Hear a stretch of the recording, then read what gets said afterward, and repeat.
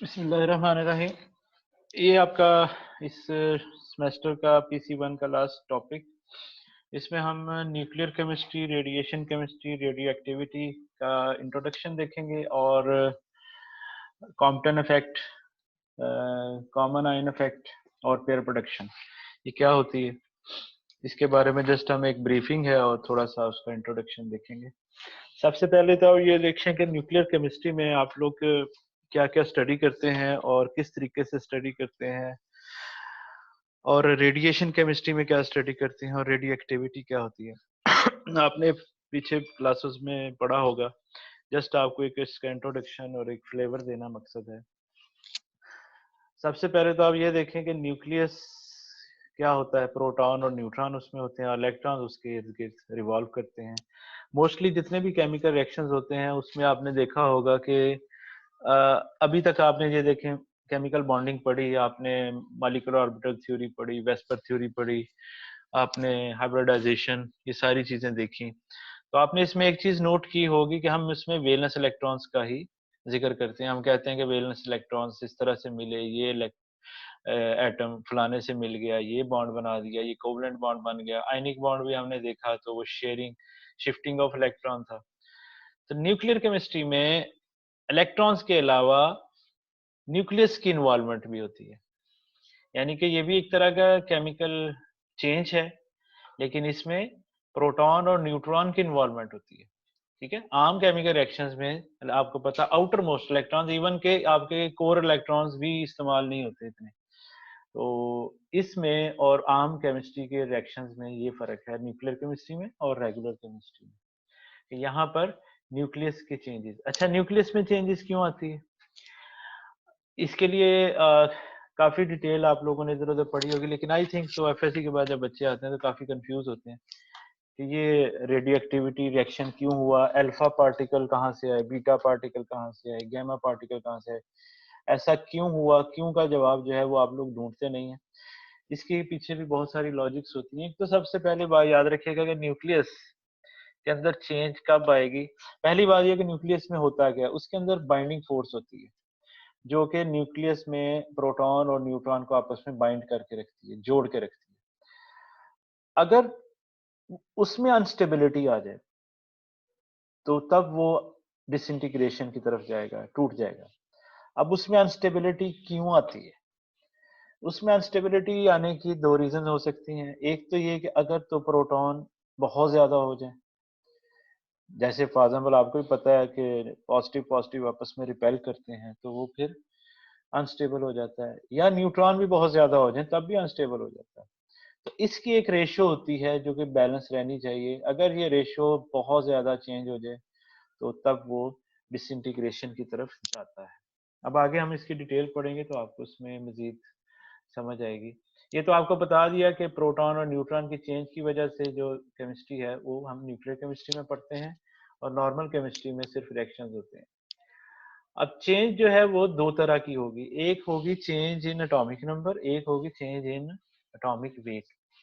अब atomic number में जो चेंज होती है वो एक एलिमेंट दूसरे में कन्वर्ट हो जाता है, जैसे कि आपको पता है अल्फा बीटा गामा का, अल्फा बीटा में अगर मोस्टली देखने में आया है कि आपका वो एक जो है एलिमेंट वो दूसरे में कन्वर्ट हो जाता है। तो ये तो कहलाती है change in atomic number. Atomic weight में चेंज जो है वो आइसोटोप्स की फॉर्म में है। ठीक है, उसमें नंबर ऑफ न्यूट्रॉन चेंज होता है, और एटॉमिक नंबर में क्या होता है, नंबर ऑफ प्रोटॉन या इलेक्ट्रॉन चेंज होते हैं।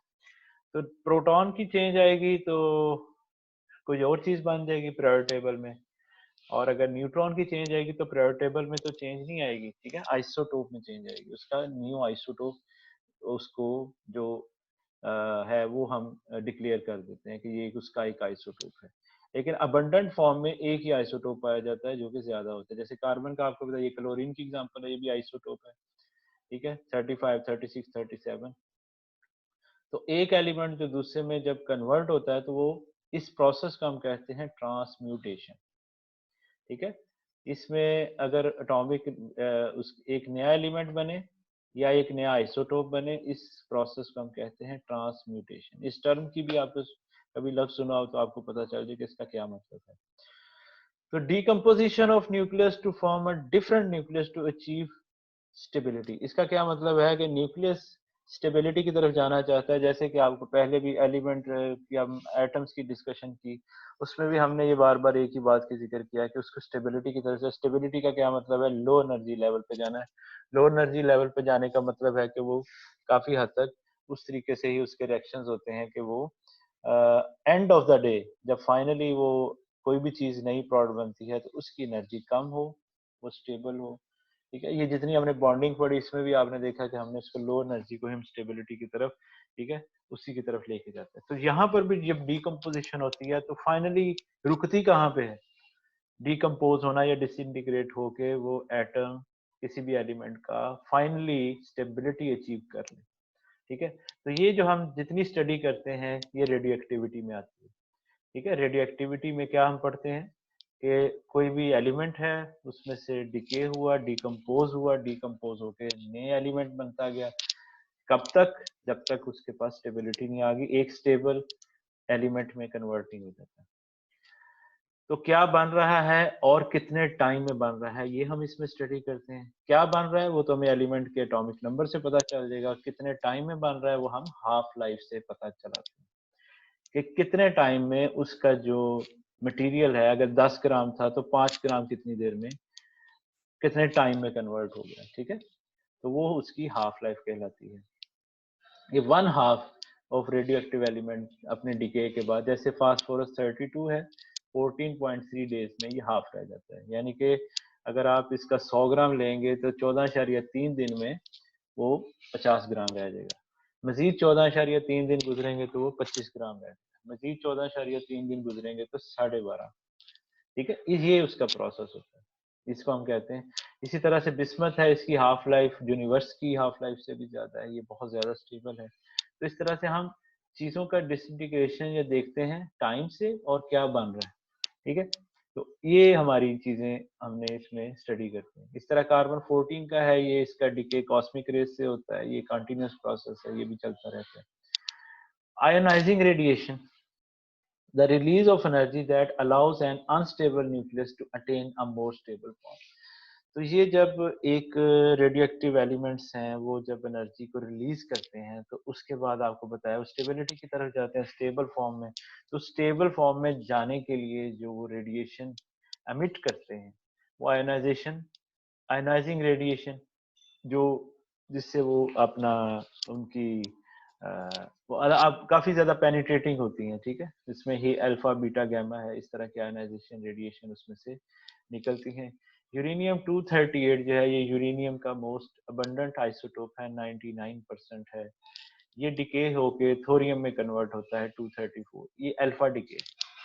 अल्फा डिके का क्या मतलब है कि 2 प्रोटॉन और 2 न्यूट्रॉन उसमें से निकल।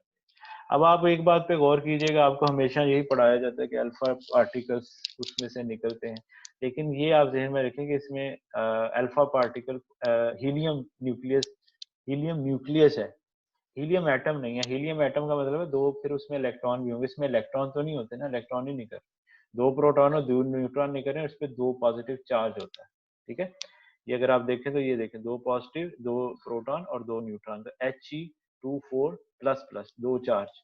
लेकिन हाँ मोस्टली जब रिएक्शन आपने पढ़े होंगे तो उसमें आपने अल्फा डिके में हीलियम ही लिखा होता है, 2 4 इस तरह से लिखा होता है, लेकिन ये अंडरस्टूड होता है कि इस पे 2 पॉजिटिव चार्ज है। ठीक है, जैसे ये यूरेनियम 238 है, हीलियम और थोरियम इस तरह से आपने लिखा, लेकिन इस तरह से अच्छा ओवरऑल चार्ज भी कंजर्व होता है। ठीक है, ये इधर है तो ये -2 और ये +2 होगा, लेकिन मोस्टली लिखा नहीं जाता। ठीक है, मोस्टली अगर आप देखेंगे तो थोरियम के ऊपर ये प्लस -2 और हीलियम के ऊपर +2 नहीं लिखा जाता। तो अक्सर बच्चे सम टाइम इस चीज से भी कंफ्यूज होते हैं कि सम टाइम अल्फा के ऊपर चार्ज लिखा होता है और कभी नहीं भी लिखा होता।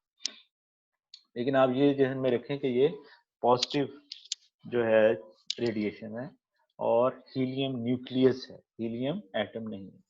राइट, और ये बहुत ज्यादा पेनिट्रेटिंग भी नहीं होती, पेपर भी इसको आराम से रोक लेता है, हैवी पार्टिकल्स हैं, इतने ज्यादा ट्रेवल भी नहीं करते। दूसरे किस्म का डिले बीटा पार्टिकल्स का डिले है। ये क्या होता है? ये इलेक्ट्रॉन्स का। अच्छा, अब एक चीज आप जहन में रखिएगा कि जब किसी, अच्छा अल्फा क्यों होता है बीटा क्यों होता है, तो ये भी इसकी भी पीछे भी लॉजिक्स होती है। बीटा डीके ये होगा, ये मैंने लिखा व्हेन टू मैनी न्यूट्रॉन, जब न्यूट्रॉन बहुत ज्यादा होंगे तो वो न्यूट्रॉन जो है प्रोटॉन में कन्वर्ट हो जाते हैं। ठीक है, ये भी एक अनस्टेबल होने की रीजन है।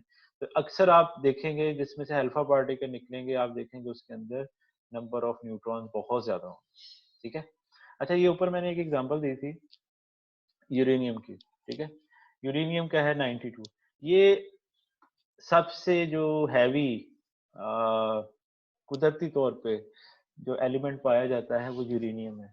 यूरेनियम से ऊपर जो एटॉमिक नंबर वाले हैं ना, वो मैन मेड हैं, सिंथेटिक हैं। ठीक है, वो कुदरती तौर पे नहीं बने, वो हमने खुद साइंटिस्ट ने उसके बारे में डिस्कवरीज की और उस पे, लेकिन जो कुदरती तौर पे नेचुरली पाया जाता है मोस्ट अबंडेंट आइसोटोप, वो यूरेनियम 238 है और 92 उसका एटॉमिक नंबर है। ये आप जहन में रखिएगा, ये सबसे ज्यादा नेचुरल लकड़ी यही है यूरेनियम। इसके बाद आपने जो देखते हैं 96 भी और इस तरह, वो सारे के सारे मैन मेड है। ये एक आप मतलब पॉइंट अपने माइंड में रखिएगा। अच्छा जी, बीटा पार्टिकल में आप देखें थोरियम है 90 है इसका, तो इसमें से जीनॉन में कन्वर्ट हुआ, एक इलेक्ट्रॉन इसमें से शो हो रहा है, क्योंकि -1 क्यों लिखा है, क्योंकि ये इलेक्ट्रॉन है। अगर प्रोटॉन होता तो +1 हम उसमें लिखते। और ये आपको बता दिया कि प्रोटॉन जो है वो कन्वर्ट होता है न्यूट्रॉन प्रोटॉन में, तो तब ये चीज बनती है। अच्छा, उसके बाद गैमा रेडिएशन है। गैमा रेडिएशन, ये अल्फा और बीटा तो पार्टिकल थे, गैमा रेडिएशन पार्टिकल नहीं है, याद रखिएगा, ये एनर्जी है, सिर्फ एनर्जी है। इसलिए इसको जब लिखते हैं तो इस तरह से 0 0 इस तरह से लिखते हैं। ठीक है, और हाईली हाईली एनर्जेटिक वेव्स हैं।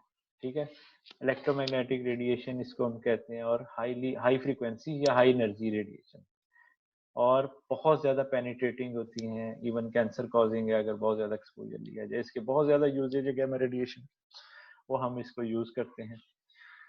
तो गैमा रेडिएशन क्यों होती है?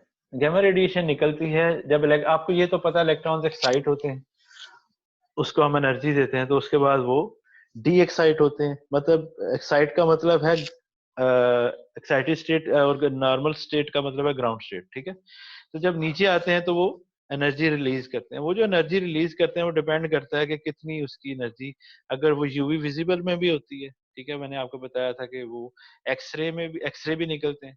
जैसे आपको मैंने लास्ट टाइम शायद क्लास में बताया था कि जब कोर इलेक्ट्रॉन्स के ऊपर हम बम्बार्डमेंट करते हैं किसी भी रेडिएशन की, उसके बाद वो कोर इलेक्ट्रॉन मतलब वेलेंस शेल के नहीं, अंदर वाले शेल से अगर इलेक्ट्रॉन्स नॉकआउट हो जाता है, निकल जाता है न्यूक्लियस में से, तो ऊपर वाले शेल में से वेलेंस इलेक्ट्रॉन्स या उससे नीचे वाले किसी भी शेल से इलेक्ट्रॉन्स जंप करके नीचे आ जाता है उस होल को पूरा करने के लिए। तो वो जो नीचे आता है तो वो एनर्जी रिलीज करता है in the form of X-ray. तो वो एक्सरे जो है वो भी एक तरह की मैन मेड रेडिएशन है। ठीक है, ये नेचुरल नहीं होती। और गामा रेडिएशन जो है ये कुदरती तौर पे आपके रेडियो एक्टिव एलिमेंट में से निकलेगी, और मोस्टली ग्राउंड स्टेट और नॉर्मल जो आपका एक्साइटेड स्टेट के दरमियान जो ट्विस्ट मारा जाता है ना, उसके नतीजे में ये निकलती है। ठीक है, तो इस तरह से ये निकल की एग्जांपल है। आप देखें एक्साइटेड स्टेट है, एटॉमिक नंबर भी चेंज नहीं हो रहा, एटॉमिक वेट भी चेंज नहीं हो रहा, ना प्रोडक्ट चेंज हो रही है। पहले भी निकल था, बाद में भी वो निकल गया, लेकिन गैमा रेडिएशन इसमें से निकल गई। ठीक है, तो ये गैमा रेडिएशन का मिशन है। यूरेनियम की गेन एग्जांपल लिखी है, some time alpha beta gamma, जैसे मैंने बताया ये दोनों इकट्ठी भी, जैसे यूरेनियम भी अगर एक्साइटेड स्टेट से नॉर्मल स्टेट में आता है, आपको ये तो पता है कि यूरेनियम में से अल्फा पार्टिकल निकलते, ऊपर मैंने लिखा है। ठीक है, थोरियम बनता है।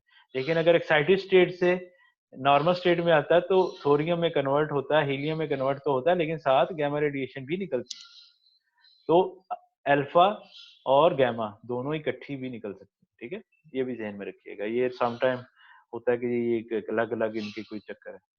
तो ये बहुत ज्यादा पेनिट्रेटिंग रेडिएशन। अगली बात जो है वो है स्पॉन्टेनियस फिशन। क्या होता है?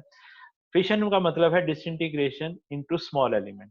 लेकिन अगर ये एक्सटर्नल एड के बगैर हो, कोई एनर्जी हम नहीं दे रहे, कुछ कर नहीं रहे, तो इसको हम स्पॉन्टेनियस कहेंगे, ये खुद ब खुद हो रहा है। इसकी एग्जांपल ये हमारा मैन मेड है एलिमेंट कैलिफोर्नियम, CF 98 इसका एटॉमिक नंबर है। ये जीनॉन में कन्वर्ट होता है और Ru और 4 न्यूट्रॉन इसमें से निकलते हैं। ये 4 न्यूट्रॉन जो है आगे फर्दर फिर रिएक्शन करते हैं, ठीक है। तो इस तरह की भी एक एग्जांपल आपके आ जाती है, स्पॉन्टेनियस फिशन की एग्जांपल है। अनस्टेबल एटम की मैं आपको पहले बात बता चुका हूँ, जब बहुत ज्यादा प्रोटॉन या बहुत ज्यादा न्यूट्रॉन हो तो फिर स्टेबिलिटी का इशू आ जाता है, क्योंकि ये रेशियो अगर बहुत ज्यादा हायर साइड पे चली जाए तो फिर प्रॉब्लम हो जाता है। तो जो न्यूक्लियस को बाइंड करने की जो स्ट्रॉन्ग फोर्स है वो फेल हो जाती है, ठीक है। ये भी मैंने बता दिया, 92 प्रोटॉन्स मैक्सिमम नेचुरल हैं, उसके बाद जो है वो सिंथेटिक है, ठीक है। ये भी मैंने आपको बता दिया। कॉम्बिनेशन ऑफ प्रोटॉन और न्यूट्रॉन कंबाइनिंग।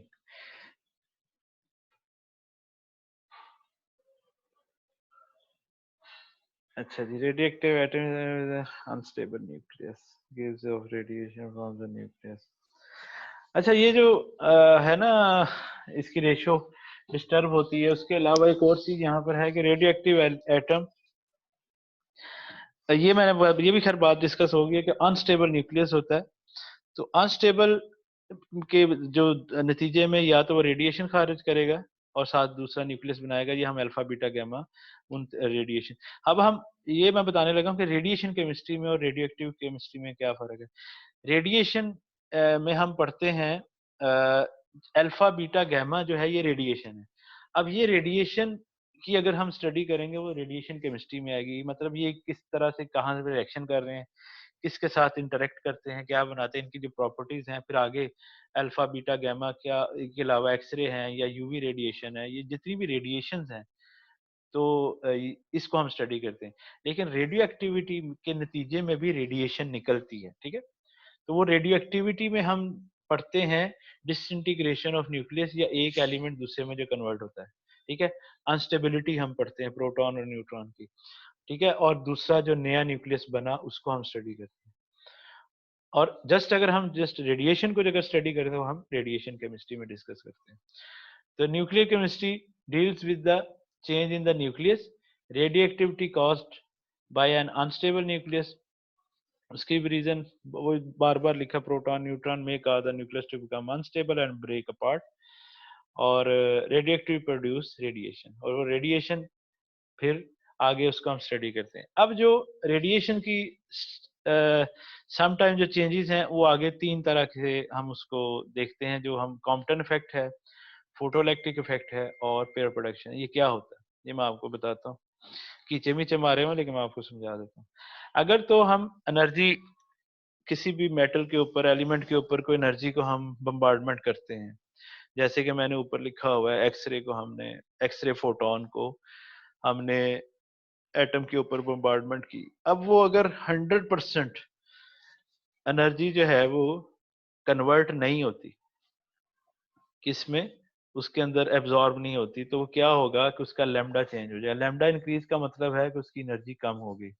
वो एनर्जी जो कम हो गई वो आ, उसको मतलब एक्साइटेशन या उसको की तरफ ले गई ना, मतलब इसमें नॉकआउट नहीं होता।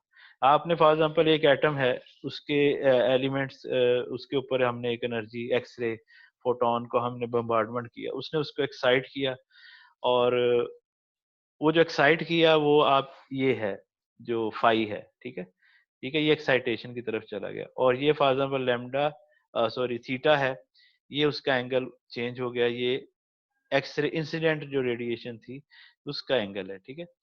और ये आपका जो इलेक्ट्रॉन की एक्साइटेशन हुई, तो दोनों का एक एंगल बना, एक को हमने थीटा कह दिया, एक को हमने फाई कह दिया। इस तरह का जो कोई भी फिनोमिना होता है जिसमें इंसिडेंट रेडिएशन का कुछ पोर्शन एब्जॉर्ब होता है, ठीक है, और कुछ पोर्शन एब्जॉर्ब होने से एक्साइटेशन हो जाती है, इस प्रोसेस को हम कहते हैं कॉम्पटन इफेक्ट। और अगर वो फिनोमिना जो हमने रेडिएशन उसके ऊपर बम्बार्डमेंट की है वो सारे का सारा अगर फॉर एग्जांपल एब्जॉर्ब हो जाता है और इलेक्ट्रॉन नॉकआउट हो जाता है, तो वो फिर फोटोइलेक्ट्रिक इफेक्ट कहलाता है, जिसमें नॉकआउट हो जाते हैं, ठीक है, फुली एब्जॉर्ब हो जाता है और उसमें से आउट कर देता है। इसमें दो तरह से होता है, एक तो वो वर्क डन फंक्शन को ओवरकम करके बाकी जो है वो काइनेटिक एनर्जी में कन्वर्ट होके तो नॉकआउट हो जाए। तो ये फोटोइलेक्ट्रिक इफेक्ट है। फोटोइलेक्ट्रिक काउंटर इफेक्ट का पता चल गया आपको कि काउंटर इफेक्ट में कुछ पोर्शन एनर्जी का एब्जॉर्ब होता है और इलेक्ट्रॉन की एक्साइटेशन होती है। लेकिन अगर वो एक्साइटेशन इतनी ज़्यादा हो जाए कि वो नॉकआउट हो जाए और फुली एब्जॉर्ब हो जाए, यानी कि इंसिडेंट फोटोन भी पूरा एब्जॉर्ब हो जाए और वो नॉकआउट हो जाए, तो ये फोटोइलेक्ट्रिक इफेक्ट कहलाता है। ठीक है, जिसमें नॉकआउट होना। पेयर प्रोडक्शन क्या होती है? पेयर से मुराद आपको नाम से पता चल रहा है कि पेयर बनता है। पेयर बनने का क्या मतलब है कि ये एक इलेक्ट्रॉन और एक पॉजिट्रॉन, ये दो पेयर बनते हैं जब इंसिडेंट लाइट किसी भी हैवी मेटल के ऊपर हम बम्बार्डमेंट करते हैं। ये एक फिनोमेना है, जैसे आपने वो पढ़ा होगा E is equal to MC square, energy और मैस में कन्वर्जन। तो ये पेयर प्रोडक्शन में एनर्जी जो है वो मैस में कन्वर्ट होती है। मैस कौन सा? जो इलेक्ट्रॉन और पॉजिट्रॉन का मैस है उसमें कन्वर्ट होगी। तो दोनों का चूंकि मैस सेम होता है, इसलिए यहाँ पर E is equal to M naught C square, ये दोनों इलेक्ट्रॉन और पॉजिट्रॉन का, ये इंसिडेंट लाइट की एनर्जी है E is equal to h nu. ठीक है, कितनी फ्रीक्वेंसी थी, और ये दोनों का जो काइनेटिक एनर्जी है पॉजिट्रॉन की और इलेक्ट्रॉन की। अच्छा, ये जो इलेक्ट्रॉन की और पॉजिट्रॉन की काइनेटिक एनर्जी लिखा है, ये तब होगी अगर इंसिडेंट लाइट की रेडिएशन बहुत ज़्यादा हाईली एनर्जी होगी कि उसने मैस में तो कन्वर्ट कर दिया, मैक्सिमम कितना कर सकता है वो कर दिया, बाकी जो है जो एनर्जी है वो उन दोनों की काइनेटिक एनर्जी, या आप दूसरे लफ्जों में ये समझ उनकी स्पीड बढ़ाने में इस्तेमाल होगी। तो सम, लेकिन हमारे पास मिनिमम एनर्जी कितनी होनी चाहिए पेयर प्रोडक्शन के लिए, वो फिर हम फार्मूले से निकाल सकते हैं। ठीक है, इंसिडेंट लाइट की एनर्जी कितनी हो कि आपको पता है एम नॉट इसका मैस ऑफ पॉजिट्रॉन जो दोनों का बराबर होगा, तो ये एक इलेक्ट्रॉन और पॉजिट्रॉन का जो मैस है वो 9.1 इंटू 10⁻³ kg होता है। ठीक है, एक इलेक्ट्रॉन का मैस, और पॉजिट्रॉन का मैस भी बराबर होगा, सिर्फ चार्ज का फर्क है, एक पे नेगेटिव चार्ज है और एक पे पॉजिटिव चार्ज है। तो यहाँ पर जरा थोड़ा सा रफ सा लिखा हुआ है, ये है 2 × 9.1 × 10⁻³ ये 2 × m0 की जगह पर अगर हम मैस लगा दें, क्योंकि दोनों के बराबर है उसकी मैस बराबर है, तो इसलिए इसको दोनों को पॉजिट्रॉन और इलेक्ट्रॉन को दोनों को 2m0c² से जाहिर कर दिया। अगर m की जगह पर आप लगाएं mess 9.1 10⁻³ c² velocity of light है 3 × 10⁸ तो इससे जो जवाब निकलेगा वो निकलेगा 1.638 × 10⁻³ जूल। अगर हम इसको इलेक्ट्रॉन वोल्ट में कन्वर्ट करें तो 1.6 × 10⁻19 से उसको डिवाइड कर देंगे तो वो हमारे पास आ जाएगा 1.02 मेगा इलेक्ट्रॉन वोल्ट। ये जवाब जो आता है इसका मतलब ये मिनिमम एनर्जी है जो कि पेयर प्रोडक्शन के लिए हमें चाहिए। इंसिडेंट लाइट में कम से कम इतनी एनर्जी होनी चाहिए। ये मतलब इसका अगर काइनेटिक एनर्जी जीरो में कंसीडर कर रहा हूँ, ठीक है, ये जीरो हो तो तब ये इतनी एनर्जी हमें चाहिए पेयर प्रोडक्शन के लिए। पॉजिट्रॉन और इलेक्ट्रॉन की किसी भी मेटल पे इतनी एनर्जी मारेंगे तो तब ये होगा। अच्छा, ये तीनों फिनोमेना कैसे होते हैं ये मैंने इस पे भी लिख दिया है। Pair production mostly gamma radiation से होती है। ठीक है, ये मैंने गैमा रेडिएशन यहाँ पे लिख दिया। गैमा जरा आपको जरा पढ़ा नहीं जा रहा। ठीक है, इसमें ये कि ये पेयर प्रोडक्शन में ये डिसअपियर हो जाएगा, मतलब एनर्जी जो है वो 100% मैस में कन्वर्ट होगी। पेयर प्रोडक्शन बन गई, इलेक्ट्रॉन और पॉजिट्रॉन में कन्वर्ट होगी। अच्छा, फोटोइलेक्ट्रिक इफेक्ट यूवी रेडिएशन से होता है। ठीक है, ये कम, यानी कि सबसे कम एनर्जी वाली जो रेडिएशन है इन तीनों में से, अगर आप देखें गौर करें तो मैंने ऊपर एक्सरे लिखा है, नीचे यूवी लिखा है और सबसे नीचे गैमा रेडिएशन। ठीक है, तो गैमा और ये जो एक्सरे है ये हाई एनर्जी वाले रेडिएशन है। ठीक है, और यूवी रेडिएशन में उसको ये कम एनर्जी वाली, तो फोटोइलेक्ट्रिक इफेक्ट यूवी से मोस्टली होता है, एक्सरे फोटोन से कॉम्पटन इफेक्ट, और pair production mostly gamma radiation से। ठीक है, ये सिंपल सी इसका बेसिक इन तीनों का इंट्रोडक्शन है। एक प्रोसेस होता है एनिहिलेशन, ये होता है डिस्ट्रक्शन ऑफ मैस, ये पेयर प्रोडक्शन का उलट है। पेयर प्रोडक्शन में क्या हुआ था, एनर्जी जो है वो कन्वर्ट हुई थी मैस में, और अगर मैस एनर्जी में कन्वर्ट हो जाए तो इसका मतलब है डिस्ट्रक्शन ऑफ मैस, मैस जो है वो तबाह होके एनर्जी में कन्वर्ट हो गया, तो इसको हम एनिहिलेशन प्रोसेस कहते हैं। दोनों इलेक्ट्रॉन और पॉजिट्रॉन मिलके अगर ऑब्वियसली फिर वो गैमा रेडिएशन बना दें तो ये एनिहिलेशन प्रोसेस कहलाता है। बस जी इतना ही मैंने आपको पढ़ाना था। मज़ीद कोई क्वेश्चन है तो बता दें। कोई क्वेश्चन पूछना चाहे? तो आपका बच्चों सिलेबस कंप्लीट हो गया अल्हम्दुलिल्लाह। हमने कोई भी टॉपिक छोड़ा नहीं इसका। जितने भी हमारे थे बल्कि हमने उससे ज़्यादा ही पढ़ा होगा, कम नहीं पढ़ा होगा। तो उम्मीद है आप लोगों को समझ आ गई होगी अच्छे तरीके से।